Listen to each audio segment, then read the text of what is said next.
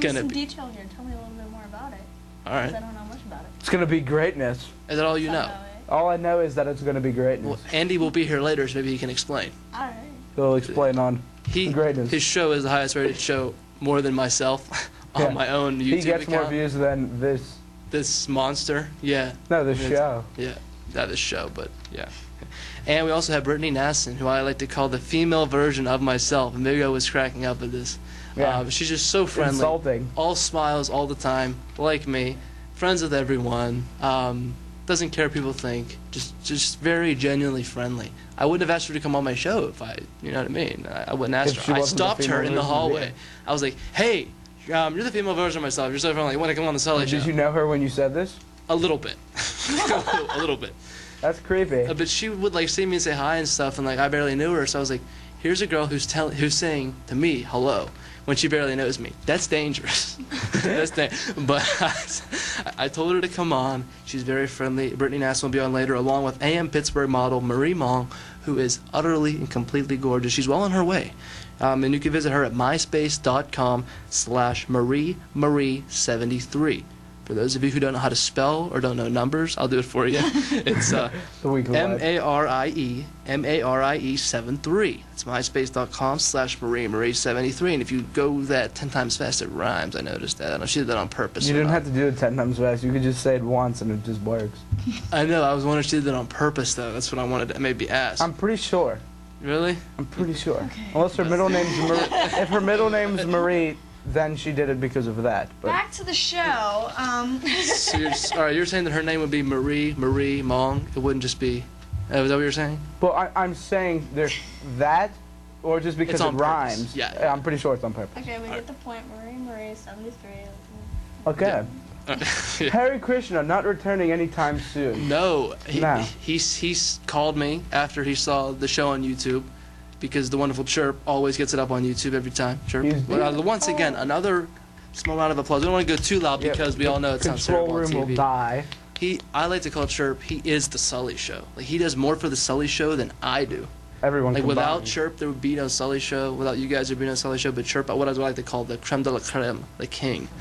But yeah. The backbone. Yeah, but if you saw the last show, the backbone.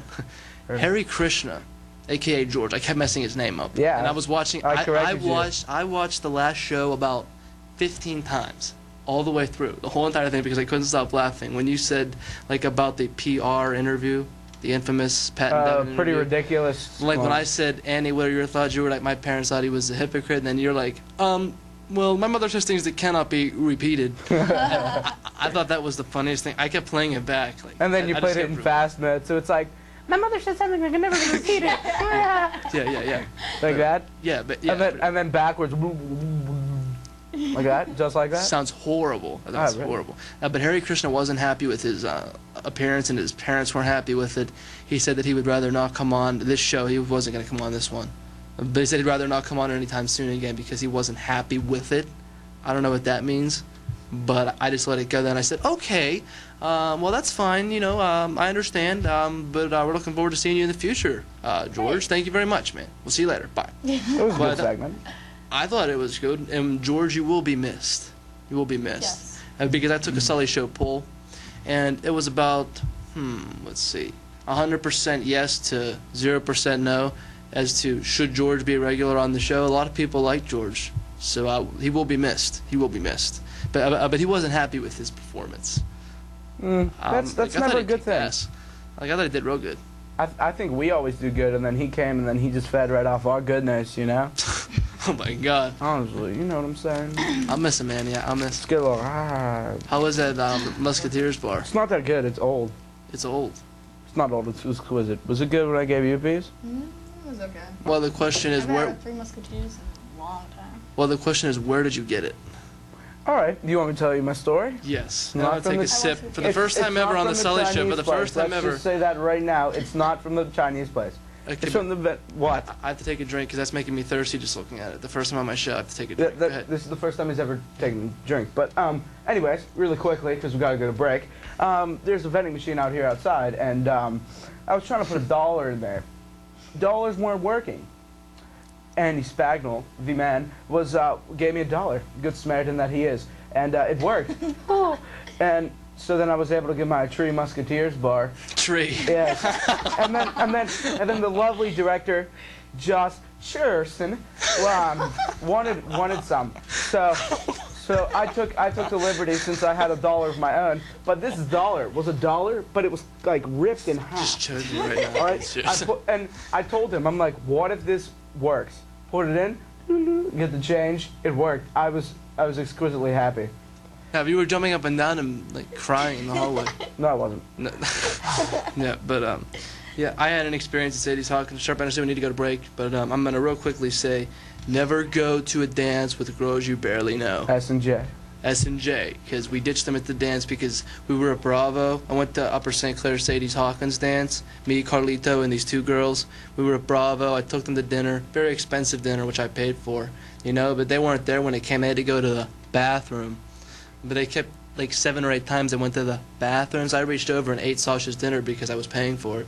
And then she came. My. Oh, I just dropped her name. S's name. Oh, God. S. Now yeah, it has but that no they won't purpose. even remember. Are you kidding me? But They probably it remembered wasn't a it good now. experience. They were outside talking to 2 dudes the whole time while Carlito and I were sitting in there paying for their dinner.